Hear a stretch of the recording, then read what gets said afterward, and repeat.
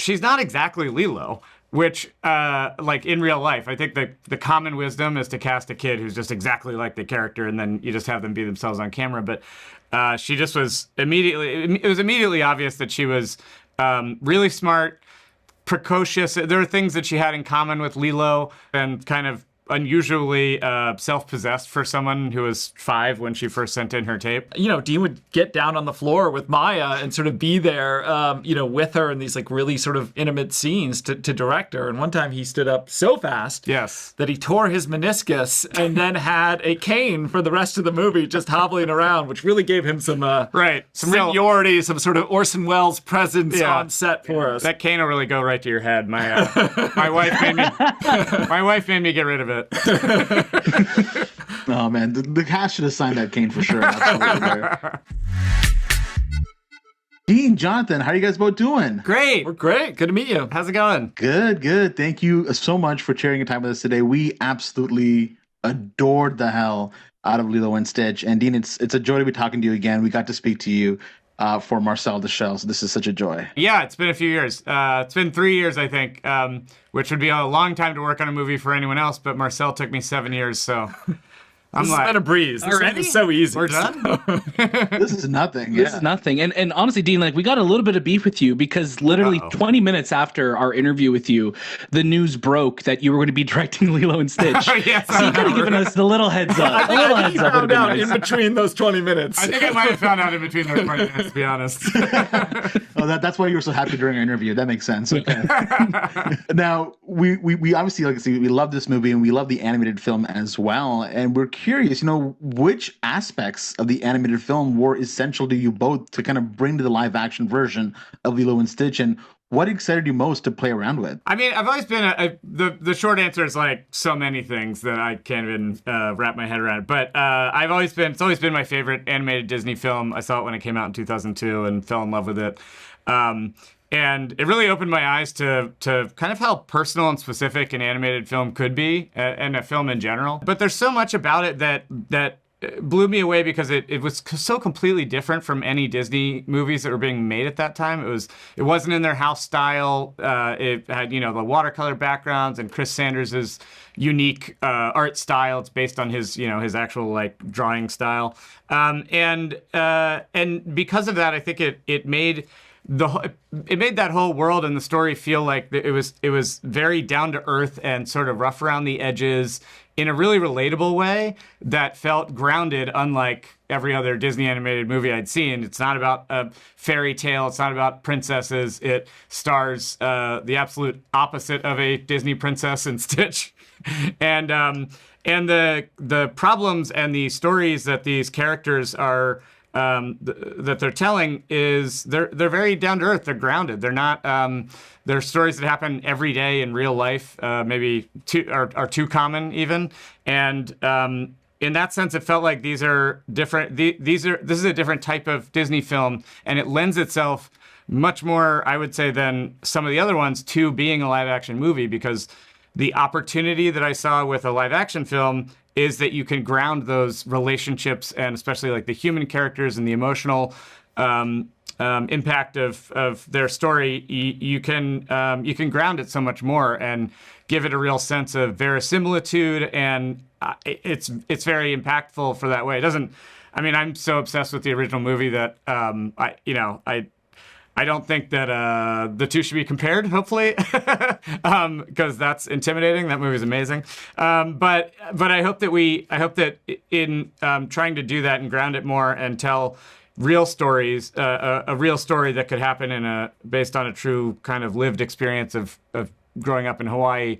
I hope that we've done a service to the legacy of the original while also telling this very new story. Oh, you certainly have. And I feel like it's also probably a requirement that these movies are directed by someone named Dean. Yeah. And written by someone named Chris. And written by someone named Chris. Chris and a Dean on this one. So that was the one requirement as we went into it. That's right.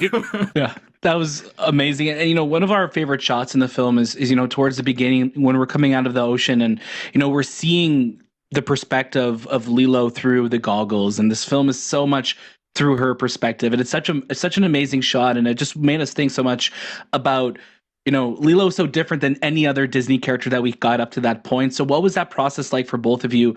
What was about Maia that made her the perfect Lilo for you guys? I mean, I think she kind of like lit up the room when she walked in. When we first saw her, we cast a really wide net. Obviously, we looked high and low and auditioned a ton of kids, and she just was immediately. It was immediately obvious that she was really smart, precocious. There were things that she had in common with Lilo, and kind of unusually self-possessed for someone who was 5 when she first sent in her tape.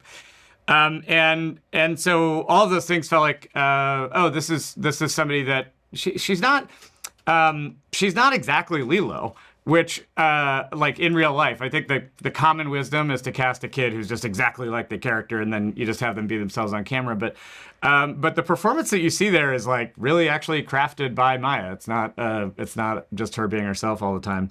I think it was important that we held on to the things about Lilo that made her such an iconic and sort of like inspiring character from the original, while also figuring out how do we make that realistic and feel textured and authentic. When you're adapting these things, sometimes you run into something where you're like, oh wait, animation just gets away with that? That's so unfair. But like, for instance, Lilo has the precociousness of like a really smart 6-year-old, but she has the body of a toddler. she's like 3 feet tall. She's as tall as Stitch, and like the dog's in the shelter. And so, when we were casting that, we were like, wait, what? And so you kind of have to figure out, okay, what's the live action thing or real life thing that kind of rhymes with, but isn't the exact literal, copy paste of the animated film. And I think we found that in Maia.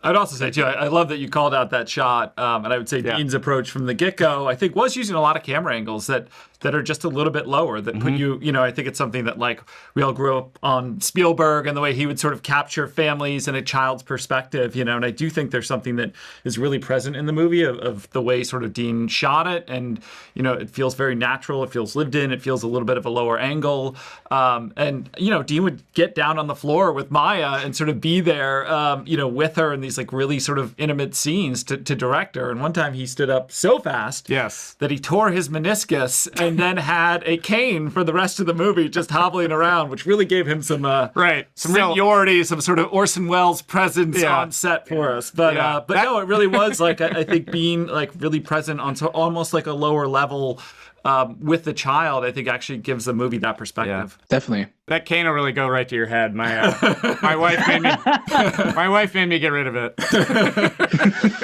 Oh man, the cast should have signed that cane for sure. Absolutely.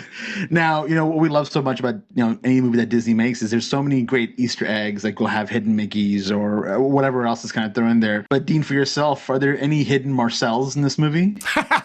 We did. We tried. I mean, it would be so mean to say just yes, full stop. Let people slowly realize that there isn't one. It got cut in the final edit, but there was one for a while. Yeah. I just saw on Instagram or something that somebody just found a hidden Mickey in the original Lilo and Stitch that no one has ever noticed before. That's crazy. I mean, sure, the artist knew about it, but yeah. Anyways, look it up. Speaking of little Easter eggs, there are some interesting little nods to other aliens, perhaps. Is there a future that you both are looking towards for the future of these characters, the future of Stitch? What's the situation here? I don't think we yet know what the situation is, but obviously it's we've inherited a really amazing universe of characters, and this is just one movie, so you don't have enough real estate to explore them all. But yes, there are a couple Easter eggs for the those two were fun and just show that there's a larger world, and Jumba's made a lot more experiments, but it also came out of, I have a 9-year-old and a 5-year-old, and there was a number of girls in my 9-year-old boy's class who were like, is Pink Stitch in this movie? And I was like, do you know her name? And they're like, no, but we love Pink Stitch. So I was like, well, her name's Angel, and yes, we will make sure there's a nod to her. Don't worry. So love that so much. Now, before we wrap up, really quickly, just wanted to know, for everybody at home, do you guys ever practice the Stitch voice at home? I was literally doing it this morning terribly, in part because we have one of those like talking stitches now that are out that you could like press, and so I was doing it with my kids very poorly. So There was a time when I was really in practice, and I was recording like temp audio for Stitch during the edit. He actually is great at it. He did it because we didn't have Chris Sanders until later, so you have to have a voice at some point when you're watching early cuts, and he's very good at it. So we need it on the Disney Plus release for sure. I think you'll be disappointed if I did it now. It's very Orson Welles. I mean, it's very interesting. You brought that back. You can take the cane out of the man, or whatever.